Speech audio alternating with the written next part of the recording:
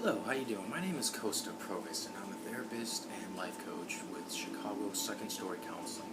And I'm here today to talk to you a little bit about what I believe to be one of the key benefits people get from participating in couples therapy, and that would be improved conflict resolution skills. So, the million-dollar question is, how do people actually improve this skill? And I've kind of broken it down into three key components. Number one, as simple as it sounds, is really just about fighting fairly. What that means, you could probably guess, is we do things like we don't name call, we don't act disrespectfully, we don't interrupt, we don't insult, and instead of doing those things, we really try to focus in on what is our partner expressing to us, what is their real concern, can we put ourselves in their shoes and just try to understand the problem as they might see it. Number two, it's a little bit harder. It's really about really pinpointing what am I reacting to, what is this really about for me.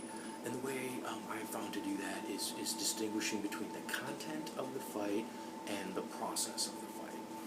Let me explain that. The content is pretty straightforward. It's the trigger, it's the catalyst, it's the thing we put our finger on and say this is what we're fighting about. The process part, on the other hand, is a little bit more complicated.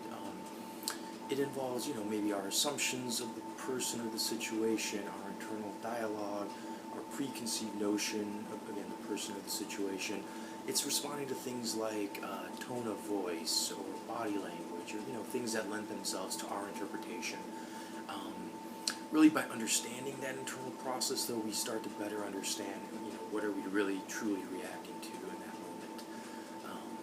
Then the third component, if you would, to improve conflict resolution is learning how to depersonalize what your partner may be saying or doing in that moment. To me, this is a skill in and of itself. It's something that takes time and repetition and practice. But, by kind of working through that process, we first identify the ways in which we are taking things personally, and then we try to reframe some of those thoughts and, just start coming up with some alternative options. In that process, we were able to depersonalize, and we get even better at things like empathy and validation and some of the other components that become really important in effective couples counseling. Excuse me.